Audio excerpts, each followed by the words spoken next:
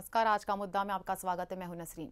दिल्ली में केजरीवाल ने कमाल कर दिखाया। पहले कांग्रेस को मात दी, फिर कांग्रेस की मदद से सरकार बना ली। हर तरफ केजरीवाल के चर्चे हैं। ऐसे में एक बात सामने आई है जिस पर दिल्ली के सीएम घिरते नजर आ रहे हैं। बात है दिल्ली के जल बोर्ड की। दिल्ली में केजरीवाल ने जल बोर्ड के जिस मीटर की खराबी का डेमो दिखाया था, वही मीटर्स लगने जा रहे थे। सोने पर सुहागा तब जबकि केजरीवाल ही जल बोर्ड के अध्यक्ष हैं और उन्हें इसी की खबर नहीं। केजरीवाल को खराब मीटर लगने की जानकारी एक पेपर से चली तो क्या दुनिया ये मान ले कि अभी अनजान है केजरीवाल।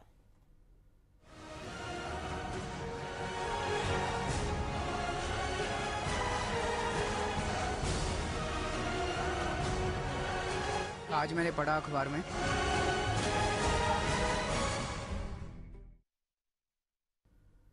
तो आज हम इस पर चर्चा करेंगे। अनजान केजरीवाल। हमारे साथ चर्चा को आगे बढ़ाने के लिए जुड़े हैं कांग्रेस नेता कैलाश गढ़वी। आपका स्वागत है कैलाश जी।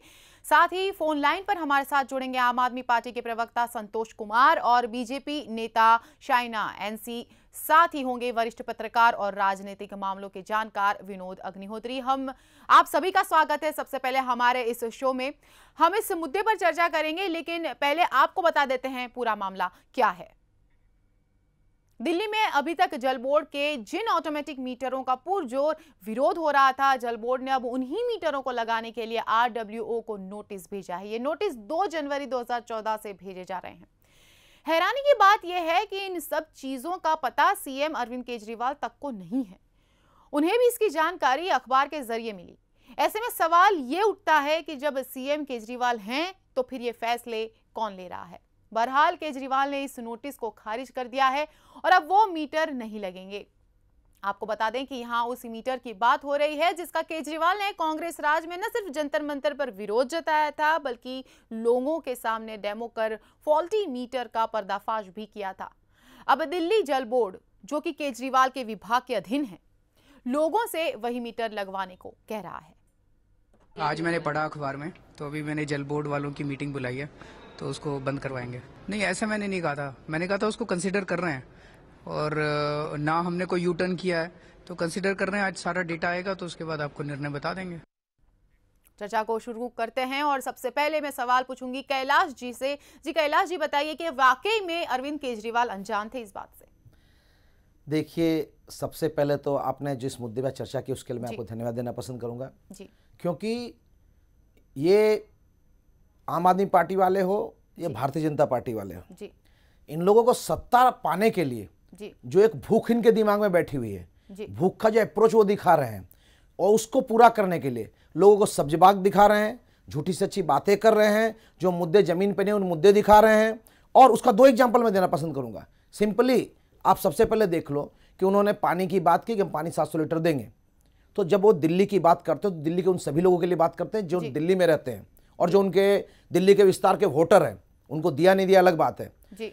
एक ये तो आज जो कनेक्शन थे उन पे, वो बाकी लोगों के लिए क्या है, वो तो तुरंत कह रहे थे हम कर देंगे। उसी तरह बीजेपी की बात करूं तो मैं आज दिल्ली में बीजेपी ने लोगों को कमिटमेंट दिया था कि हम 30% मीटर 30% जो इलेक्ट्रिसिटी है वो कम करेंगे जी। अब कितना अन्याय है। आज जब हम गुजरात में अहमदाबाद बैठ के ये बात कर रहे हैं तो मुझे दुख होता है इस बात का कि यही लोग गुजरात में 15 साल से शासन कर रहे हैं। पूरे भारत में सबसे ज्यादा बिजली की दरें गुजरात में है, उसको घटाने की बात नहीं कर रहे हैं, गुजरात के वोटरों का मजाक उड़ा रहे हैं।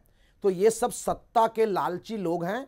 सत्ता पाके ने कोई भी कमेंट दे दे। केजरीवाल जी ने जिन मीटर का विरोध किया, सत्ता आ गई तो उनके पास इतना समय भी नहीं है कि वो जो करने जा रहे हैं उसको कम तो चेक तो कर ले, वो गलत तो नहीं करने जा रहे हैं। आप देखना, यही इलेक्ट्रिक कनेक्शन जो लोग इलेक्ट्रिक बिल भरने से मना किया था, यही खुद निकलेंगे यहाँ इलेक्ट्रिक बिल भरो और उसी रेट पे भरवाएंगे। ये अभी बात कर रहे हैं। बात करनी अलग बात है, सरकार चलने की बात है। सरकार को चलाने के लिए आर्थिक और बहुत सारी प्लानिंग और व्यवस्था होती है, वो व्यवस्था के अंदर काम करना पड़ता है जी। ऐसे ही कोई वो जादू का पिटारा नहीं है कि निकाल के लुटा दिया, क्योंकि जाने वाली सरकार और आने वाली सरकार दोनों को ये मैनेजमेंट करना पड़ता है।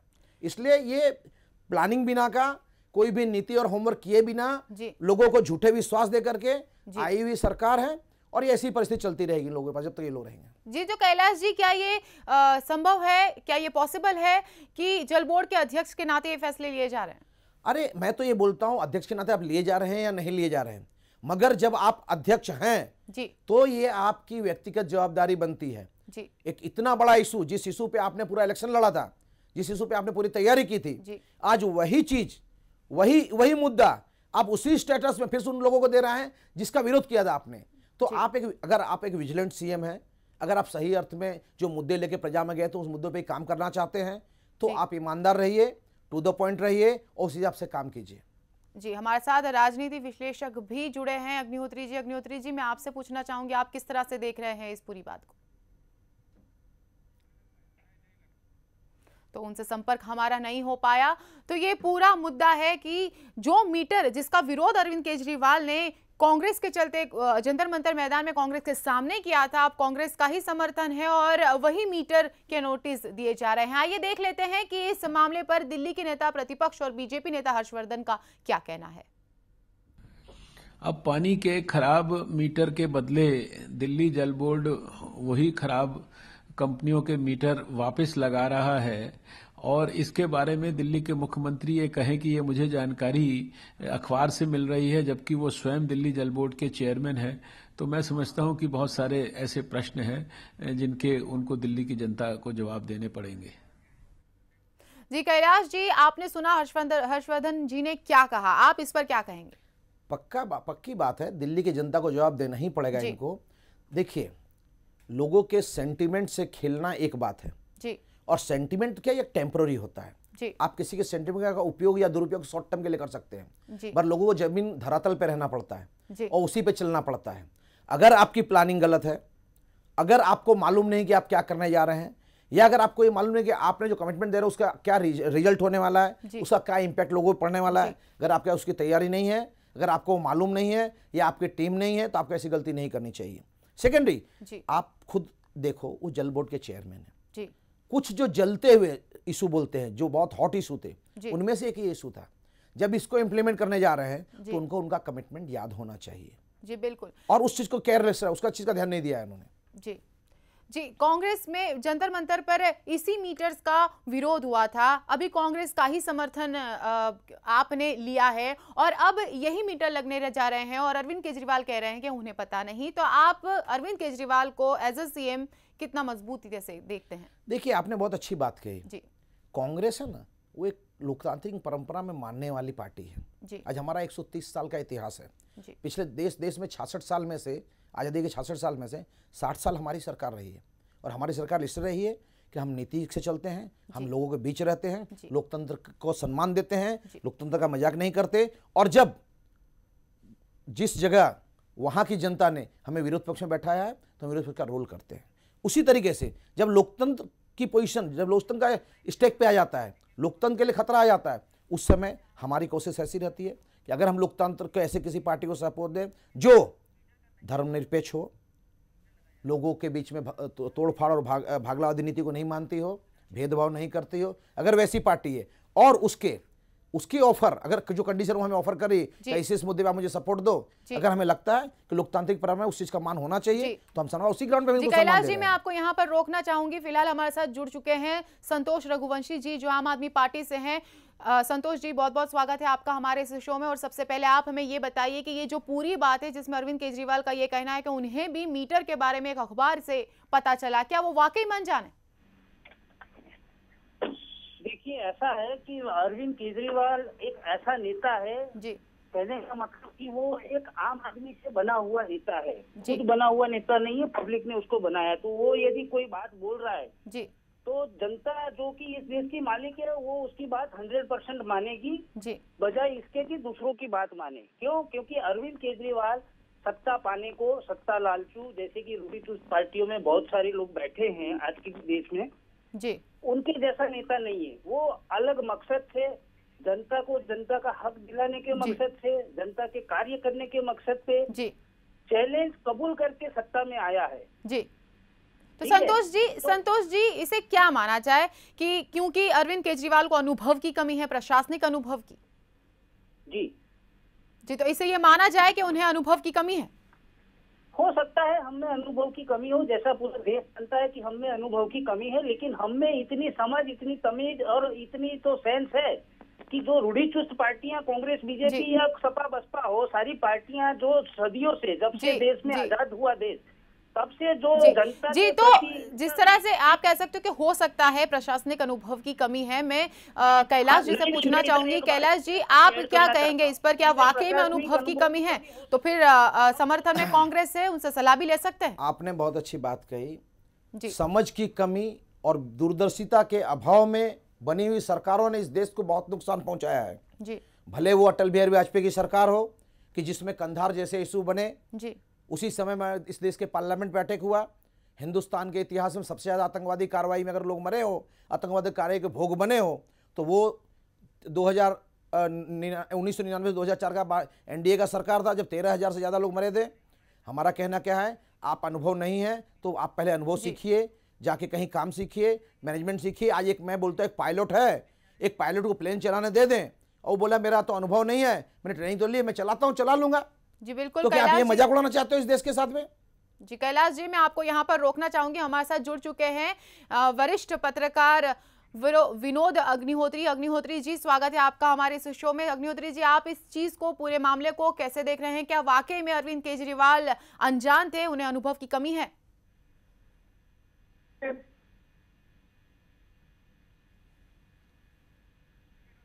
जी विनोद जी, मैं एक बार फिर शायद विनोद जी से संपर्क नहीं हो पाया। जी कैलाश जी, आप इसे जो बात चल रही थी, आप क्या कहेंगे उस पर अनुभव के मामले में? देखिए, लोकतांत्रिक परंपरा में देश को चलाने के लिए एक संविधान बना हुआ है जी। उस संविधान के अंदर पूरा देश को दिशा निर्देश दिया हुआ है।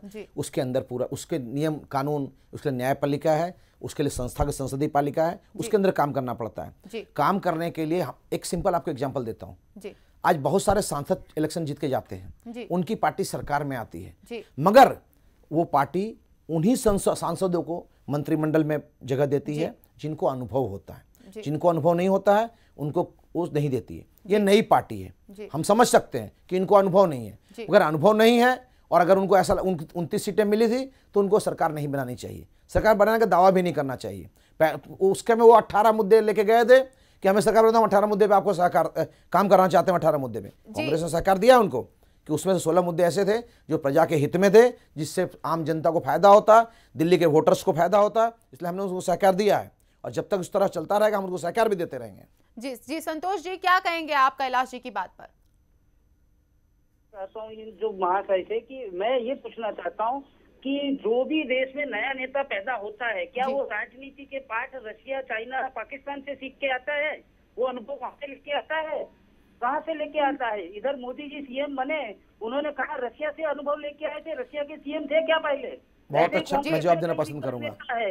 ठीक है, तो ये सारे कहाँ से अनुभव लेके आए? कोई बाहरी देशों से अनुभव लेके आए हैं? नहीं, नेता में पॉलिटिकल विल होना चाहिए। सरकारें ब्यूरोक्रेट चलाते हैं, कोई नेता सिर्फ पॉलिटिकल विल पे अपना काम करता है कि मेरे को जनहित के ये काम करने हैं, ये काम करने हैं और ये काम नहीं करने हैं, जैसे कि भ्रष्टाचार नहीं करना है। लेकिन दोनों पार्टियों के नेता ने क्या किया आज तक? सिर्फ और सिर्फ भ्रष्टाचार, उसके अलावा क्या किया?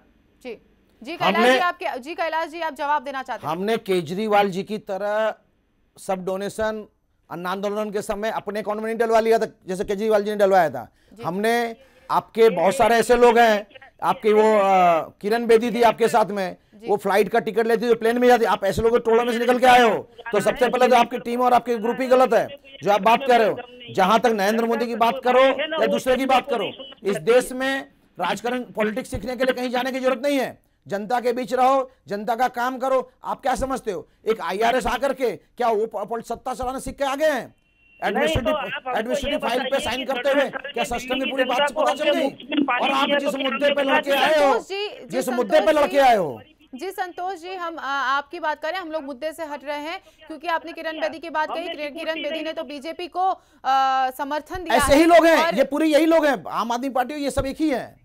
बिल्कुल हम चर्चा बिल्कुल जारी रहेंगे, लेकिन फिलहाल वक्त हो चला है एक छोटे से ब्रेक लेने का। आप बने रहिए हमारे साथ।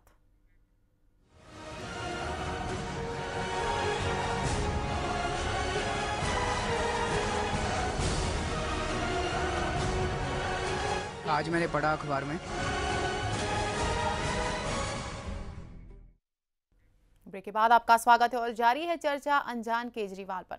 अब तक कांग्रेस और बीजेपी के निशाने पर रहने वाली आम आदमी पार्टी के नेता एक दूसरे पर हमला बोल रहे हैं। हाल ही में पार्टी में शामिल हुई मल्लिका साराभाई ने पार्टी नेता कुमार विश्वास के खिलाफ मोर्चा खोल दिया है। साराभाई ने कहा कि कुमार विश्वास की पुरानी क्लिप को देखकर जो लग रहा है उस पर कुमार विश्वास को सफाई देनी चाहिए। कुमार विश्वास जी की काफी मुझे यूट्यूब लिंक्स मिली है, उसमें औरतों के प्रति जो एटीट्यूड है, होमोसेक्सुअल्स के प्रति एटीट्यूड है, माइनॉरिटीज के प्रति एटीट्यूड है, वो मुझे बहुत चिंताजनक लगती है। एक दूसरा वीडियो है जिसमें उन्होंने मोदी जी को शिव भगवान से कंपेयर किया है। तो मैं जानना चाहती हूँ कि वो क्या है और क्या वो एक पेड परफॉर्मेंस था इसलिए कह रहे थे या सही में उनकी सोच वही है। संतोष जी, आपसे मेरा सवाल है कि आपके अपने ही आप पर सवाल उठा रहे हैं, कैसे दिल्ली का सपना देख रहे हैं आप? एक पहले तो नागरिक है और नागरिक होने के नाते उसका हक बनता है कि वो अपनी रोजी रोटी किसी न किसी जरिए से कमाए, जैसे हम और आप कमाते हैं। ठीक है, तो ये जो कुमार विश्वास की जो भी मल्लिका जी ने बात की वो पुरानी बात है और वो जैसे मल्लिका जी ने उत्तर भी दे दिया है कि वो उनकी पेड परफॉर्मेंस थी, क्योंकि वो नरेंद्र मोदी के बुलाए गए कवि थे उस समय।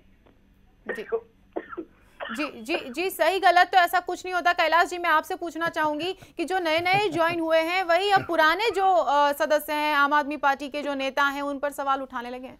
देखिए, ऐसा है, कुमार विश्वास जी का जो अप्रोच है, जो वर्क करने की स्टाइल है, जो कुछ वो प्रेजेंट करते हैं, आप देखना, भले वो अन्ना का आंदोलन हो, उसके बाद केजरीवाल जी का प्रचार हो या उसके बाद की जो घटनाएं हैं, आपको स्पष्ट दिखेगा कि वो एक कवि है। अच्छी बात है जी, कवि को कवि के समय कवि का काम करना चाहिए, वो भी सही बात है और उन्होंने किया, मैं नहीं बोल रहा हूं। मगर एक बात याद रखिए, आइडियोलॉजी भी जिंदगी में कुछ बहुत बड़ी चीज होती है, आदमी का मोरल भी बहुत बड़ी बात होती है। आप जिस किसी आदमी को, जिस किसी के साथ जिस आइडिया पे वर्क करते हैं, वो हर 2 दिन 4 दिन 2 साल पे वह चेंज नहीं होना चाहिए। जहां तक एक बार आप मोदी जी को भगवान शिव का रूप बताते हो, कहीं जाके कुछ और नहीं बातें लेकर के आते हो। मल्लिका सारा जी ने तो बहुत कुछ कह दिया, मुझे उन बातों पे बात नहीं करनी है। तो कम से कम इनकी इतनी मर्यादा तो होनी चाहिए कि आदमी अपनी नीति, अपनी जबान और अपने दिमाग, इन तीनों पे कंट्रोल करके और उसी हिसाब से अपना मोरल को मेंटेन करे। जी संतोष जी, क्या कहेंगे आप इस पर? देखिए, ये जो भी भाई साहब बोल रहे हैं ना, उनको अभी मेरे को समझ में नहीं आता है कि वो ऐसे क्यों बात कर रहे हैं, क्योंकि कुमार विश्वास उस समय आम आदमी पार्टी का अस्तित्व नहीं था, पार्टी की विचारधारा से जुड़े नहीं थे जी, पार्टी की विचारधारा से जुड़े नहीं थे। और उस समय यदि उन्होंने कुछ कहा है और उसको अभी वो पार्टी के साथ जुड़े हैं, विचारधारा से जब वो सम्मत हुए हैं, तब ये चीजें थोपी जाती है, तो ये गलत बात है।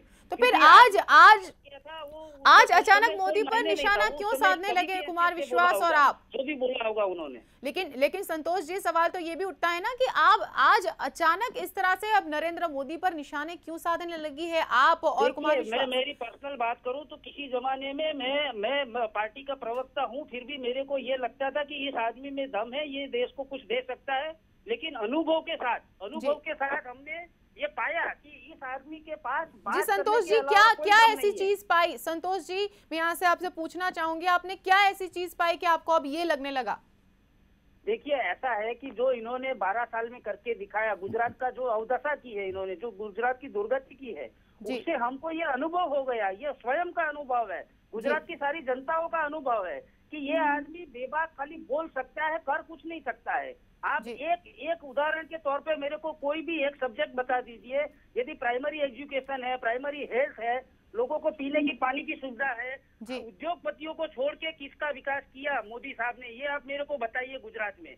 मेरे पास आपको देने को 10 उदाहरण है कि ये 10 उद्योगपति की 10 साल पहले ये बैलेंस शीट थी और आज की डेट में इनकी बैलेंस शीट में 400 गुना का इजाफा हो गया है। जी बिल्कुल, आपने सीधे कह दिया कि अब आपको नहीं लगता। लेकिन अब मैं कैलाश जी से जानना चाहूंगी कि कैलाश जी, आप इस पर क्या कहेंगे? देखिए, मेरे मित्र आम आदमी पार्टी के जो हैं, वो जो बात कर रहे हैं, उनकी बात, चूंकि नई पार्टी है, नई सोच है, नए लोग हैं, तो एक हद तक उनकी बात उनके जगह सही है।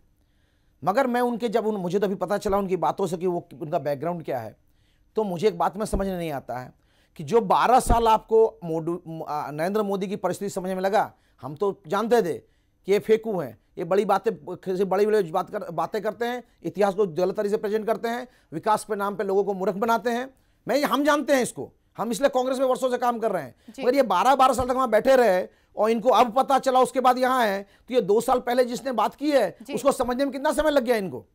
तो क्या अभी इनको और समझ लगेगा इस बात को समझ लेंगे? जिसको 12 साल मोदी जी को समझने में लगा, तो कुमार साहब समझने को और समय लगाना चाहिए। बात यहाँ मोदी की हो रही है, और अगर मोदी की बात हो रही है तो अब तक आम आदमी पार्टी पर कुछ भी बोलने से बचने वाले मोदी ने आप पर करारा हमला किया है। मोदी ने कहा कि गोवा के मुख्यमंत्री मनोहर पर्रिकर दिल्ली में नहीं है, उनकी सादगी नहीं दिखती। पर्रिकर की तारीफ करते हुए मोदी ने कहा कि उनकी सादगी बेमिसाल है। इस देश में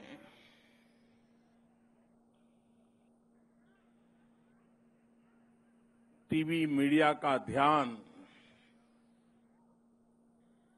गोवा की तरफ जाता नहीं है।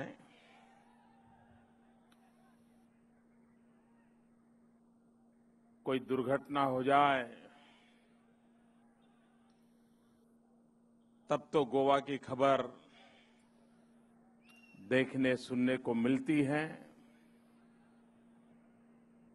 लेकिन सादगी, शुचिता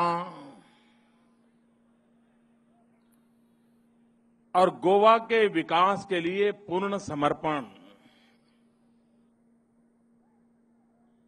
ये कोई छोटी बात नहीं है। आप सबको मैं बधाई देता हूं।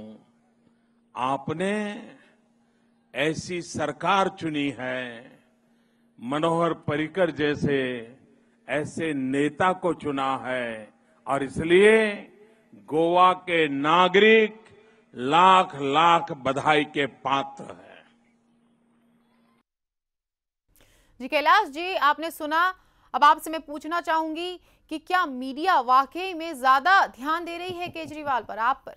देखिए, मीडिया जो चीज दिखती है जी, उसको प्रेजेंट करती है लोगों के बीच में। जी, लोकतंत्र का एक महत्वपूर्ण स्तंभ है जी, और इसकी पारदर्शिता के कारण आज देश में लोकतांत्रिक परंपरा और मजबूत हुई है। इसलिए मैं तो धन्यवाद देता हूं और आभार व्यक्त करता हूं इस मीडिया का, चाहे वो इलेक्ट्रॉनिक मीडिया हो या प्रिंट मीडिया हो, कि उन्होंने इस देश को मजबूत करने में, इस देश की लोकतांत्रिक परंपरा को मजबूत करने में बहुत बड़ा भार दिया। मगर आज मुझे इस बात का दुख हो रहा है, इस बात पे हंसी आ रही है कि जो गुजरात के मुख्यमंत्री नरेंद्र मोदी जी को गोवा के सीएम की सादगी दिख रही है।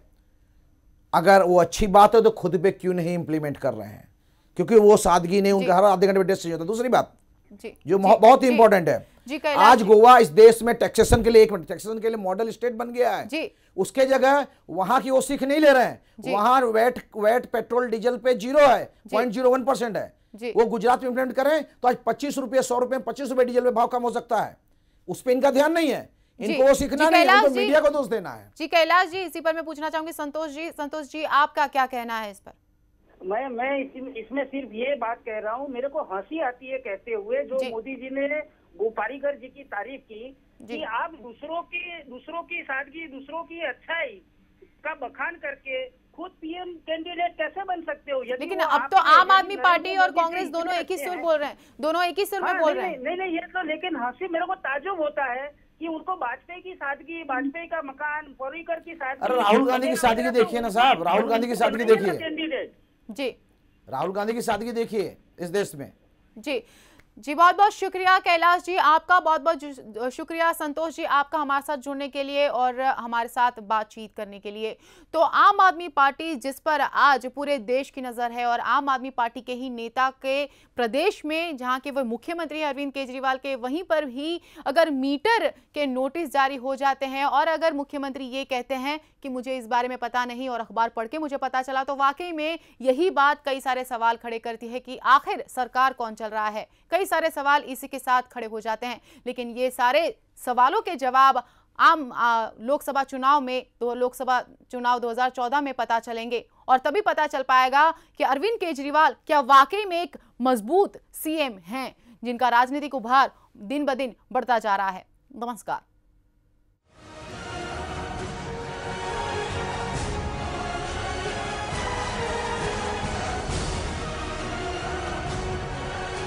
आज मैंने पढ़ा अखबार में